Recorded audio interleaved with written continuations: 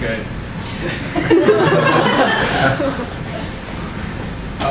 Okay, so next thing, how do we do this? We have to do this, how do we do this through jQuery? So jQuery has a cool construct called .ajax, and the syntax looks something like this. So there's no selection involved here, so you don't select elements.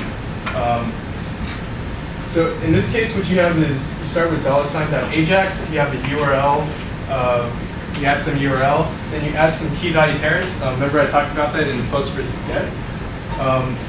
So you have some key 1, value 1, and blah, blah, blah, and you can keep adding and adding data. This data type, don't worry about it, just copy this when you use it in your lab. Here's something called a success. Now what this says is that, what this handler does is it says on a success, meaning that you submitted to the server and the server said, okay, you're good.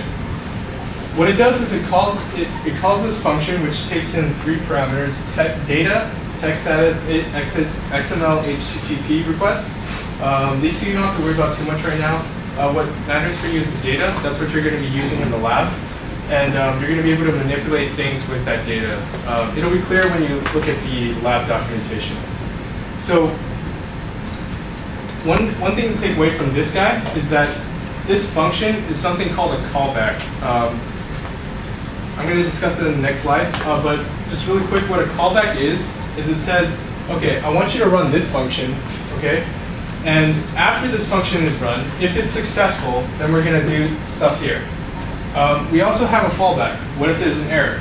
So on an error, we have this function, takes in a bunch of parameters, and you do stuff here to maybe say, like, tell the user, oh, your request didn't get sent. Or your Facebook status didn't get sent to the server, it's not updated, so please try again. So yeah, callbacks. So callbacks are pretty important in JavaScript because what it allows you to do is allows you to sort of tail functions after each. Yeah. So like on the last example with AJAX, for something like Google Maps, where that huge number of data points. Sorry, can you speak louder? Yeah, sure. So like with Google Maps, they have a ton of data points. So how do you put that into the? They don't use jQuery, I'm guessing. So I would imagine that it does something similar, and it has like some sort of key value parameters. I'm guessing one of them could be like the center location of the map, like where that is in terms of coordinates, like longitude, latitude. Yeah. And then it specifies the window size so that it knows, like it's not creating these huge images for you, it's just creating the images for the size of your window. So I mean, that's like some parameters that could be passed, but I don't know exactly which they are.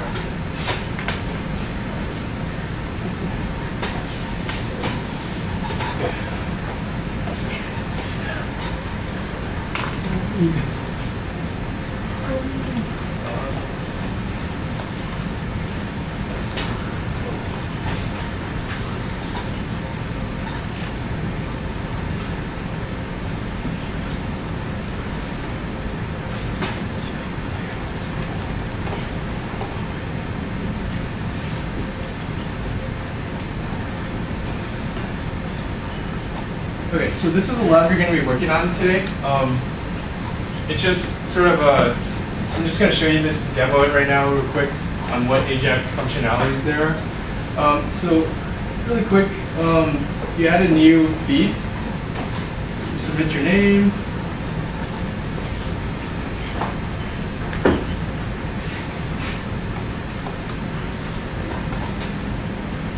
so I'm going to click the submission, and what it does is, instead of doing a page refresh, it's going to send the data to the server automatically, and then it's going to add this status to the top of the feed list.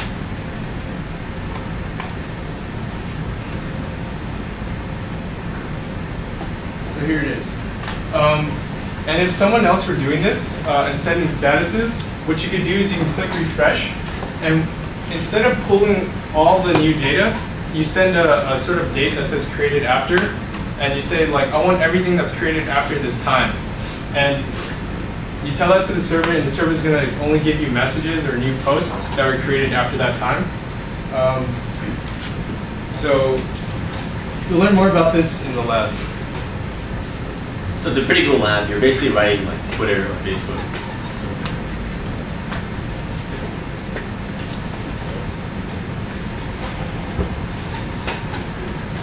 Okay.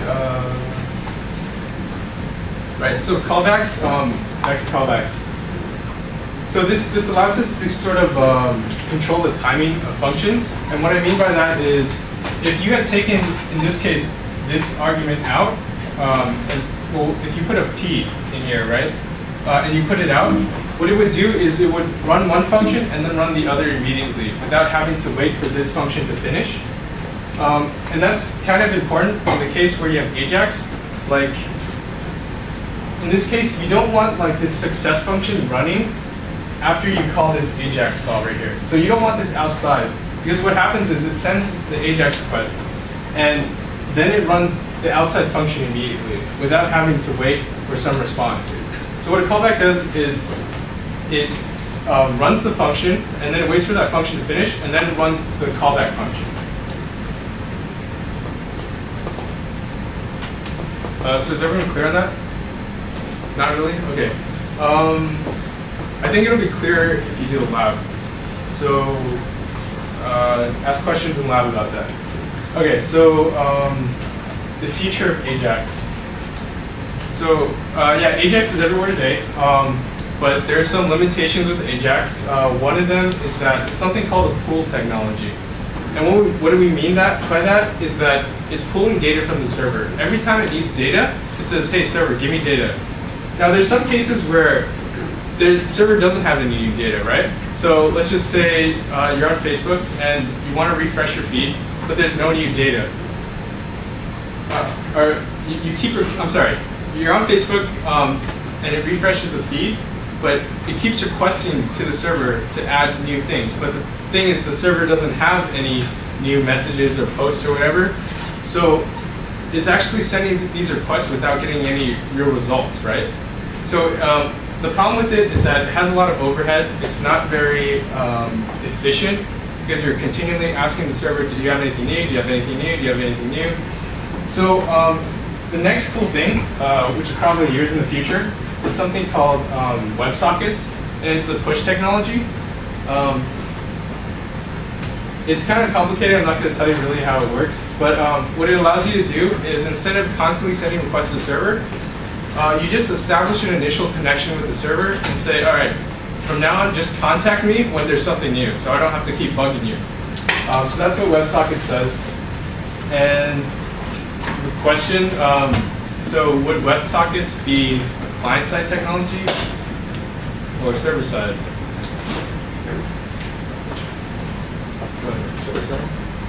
Actually, it'd have to be both, because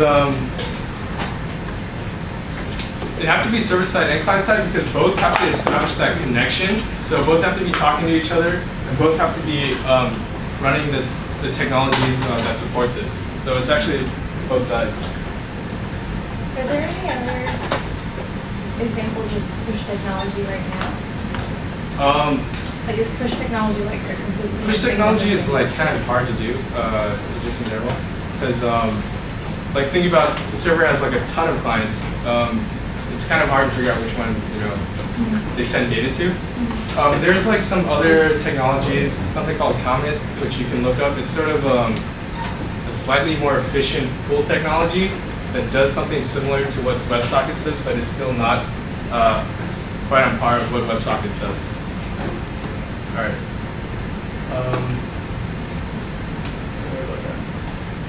Okay, so you guys can get started on the lab now. I'm gonna give me a second to post it up, but yeah. All right. So I'll just post it up right now.